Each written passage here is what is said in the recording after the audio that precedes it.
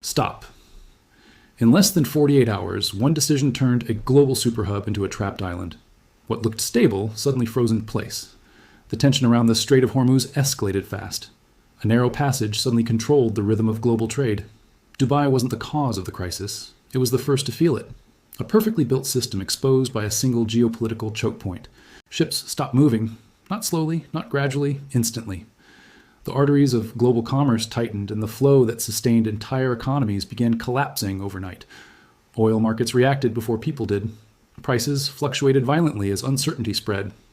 Energy wasn't just expensive anymore, it became unpredictable and dangerous. Inside Dubai, the silence was unnatural. A city built on motion suddenly paused. The noise of logistics, engines, and trade disappeared into an eerie calm. Global markets didn't wait for confirmation. Fear moved faster than facts.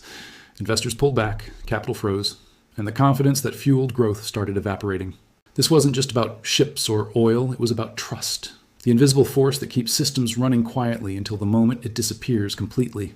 Dubai's strength had always been speed. Fast trade, fast money, fast growth. But speed becomes a weakness when the system it depends on suddenly stops. Containers sat untouched. Billions worth of goods trapped in metal boxes. Supply chains designed for precision collapsed under the weight of sudden disruption. Air traffic began shifting, routes adjusted, costs increased. What was once a global transit hub started losing its position in real time. This wasn't destruction you could see with explosions. It was quieter, more dangerous. A system shutting down piece by piece without warning or recovery time.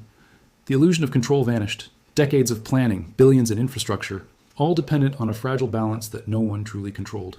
Dubai became a symbol overnight, not of failure but of exposure. A reminder that even the strongest systems can collapse when a single link breaks. This is not just a regional crisis, it is a global signal. When one choke point closes, the shockwaves don't stay local, they spread everywhere. Because this isn't war in the traditional sense. There are no front lines here, no clear enemy.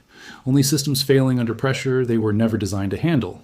This is something far more dangerous, something invisible, fast, and unstoppable once it begins. A chain reaction that feeds on complexity and dependence. Dubai is just the beginning. The first domino to fall in a system built on fragile connections. What happens next won't stay contained. Because when the flow stops, everything stops. Economies, cities, systems. Not with noise, but with silence. And that silence has already begun. Dubai looks untouchable from above. Glass towers, artificial islands, endless lights. A perfect illusion of control in the middle of one of Earth's harshest environments. But beneath that perfection lies a quiet dependency. A system that does not produce enough to sustain itself without constant external supply lines feeding it. More than 90% of food, materials, and daily essentials arrive from outside. Nothing stops working until suddenly everything does, at once without warning. That entire system depends on a single passage. The Strait of Hormuz, a narrow corridor controlling massive portions of global trade.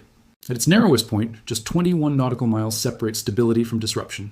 One bottleneck holding the weight of entire economies and supply chains. Modern globalization promised efficiency, faster delivery, lower costs, seamless connections. But in reality, it removed buffers, replacing resilience with precision that cannot absorb shocks. Everything was optimized. Warehouses reduced, storage minimized, deliveries timed perfectly. A system designed for speed, not survival, under sudden disruption or geopolitical pressure. Dubai became the ultimate example of this model, a city that mastered flow but forgot what happens when that flow is suddenly cut off. The contrast is impossible to ignore. Luxury penthouses overlooking a city that cannot feed itself without constant external support arriving through fragile global routes. Artificial islands stretch into the sea, engineering miracles built with imported materials, maintained by imported labor, sustained by imported resources, flowing endlessly through trade networks. Even water, the most basic necessity, depends on energy-intensive systems. Systems that themselves rely on stable energy, flows vulnerable to disruption beyond local control. This is the hidden weakness, not visible in architecture or wealth, but embedded deep within the structure of how the city survives each day. Because strength built on constant inflow is not true independence. It is controlled stability, dependent on uninterrupted access to global systems that can fail instantly. Dubai didn't fail because it was weak. It failed because it was too optimized, too efficient to handle disruption, too connected to isolate risk. The system worked perfectly, until it didn't. And when it stopped, there were no reserves, no backup, no time to adjust or recover. What looked like the future of urban success revealed itself as something else entirely. A high-speed system with no margin for error when reality intervenes. At the center of everything stands Jebel Ali Port, the heart of Dubai's economy. And now, that heartbeat is slowing down. Ships begin to disappear from the horizon. Not rerouted, not delayed, simply gone. The flow of goods that once defined the city starts collapsing instantly. The slowdown triggers the first shock. Supply chains tighten, deliveries stall, warehouses stop receiving inventory, and businesses begin feeling the pressure within hours. Then comes the second ooter. Insurance costs explode overnight. What was once routine trade becomes too risky, too expensive, and no longer worth the journey. Shipping companies pull back fast. Routes are canceled, contracts suspended. The cost of moving goods through the siege region exceeds potential profit margins completely. Logistics begins to freeze. Trucks slow down, ports quiet. Distribution networks collapse under the pressure of missing inputs and rising uncertainty across every level. The breakdown spreads quickly into daily life. Food supplies tighten, shelves begin thinning. The system designed for constant replenishment cannot keep up anymore. Energy prices react violently. Fuel becomes expensive and unstable. Power costs rise, pushing essential services closer to limits that were never meant to be tested. Aviation feels the shock next. Flights reroute, costs increase, and schedules collapse. A global hub begins losing connectivity with every passing hour of uncertainty. But the most powerful force isn't physical, it's psychological. Fear spreads faster than any shortage, amplifying the crisis before systems can respond or stabilize. Businesses react defensively. Hoarding begins. Orders are canceled. Investments freeze. The confidence that held everything together starts unraveling under pressure and uncertainty. The system doesn't fail in sequence. It fails simultaneously. Every sector interconnected. Every weakness exposed at once without time for recovery or adaptation. The system didn't break in one place. It broke everywhere at the same time. What looked like a temporary disruption reveals itself as something deeper, a cascading failure moving faster than any authority can control or reverse in time. The silence at the port was only the beginning. The real collapse is systemic, spreading across invisible connections that once powered an entire global hub. The collapse is no longer economic. It becomes human. You begin to see it not in charts, but in people quietly preparing to leave everything behind. Dubai was built by outsiders, engineers, workers, executives, a global workforce forming the true backbone of the city's daily operations and long-term growth model. Now that backbone begins to disappear, not dramatically, but steadily, one flight at a time, one resignation at a time, one silent exit after another. Apartments start going dark. Entire buildings lose life. The lights that once defined luxury towers fade as residents choose safety over uncertainty. This is how a system truly weakens. Not when structures fall, but when the people who operate them decide the risk is no longer worth it.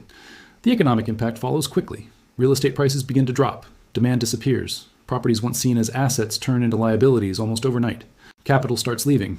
Investors withdraw funds. Projects pause.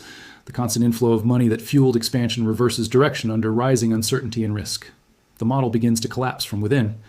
A system built on continuous growth cannot function when both people and capital begin exiting simultaneously.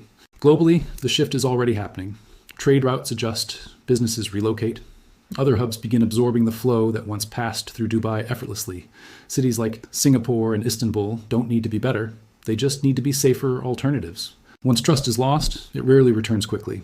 Markets remember instability, and systems built on confidence struggle to recover after sudden and visible disruption. Dubai becomes a case study, not of failure, but of fragility. A reminder that complexity and success do not always equal resilience in uncertain times. Because the more advanced a system becomes, the more dangerous a single point of failure becomes.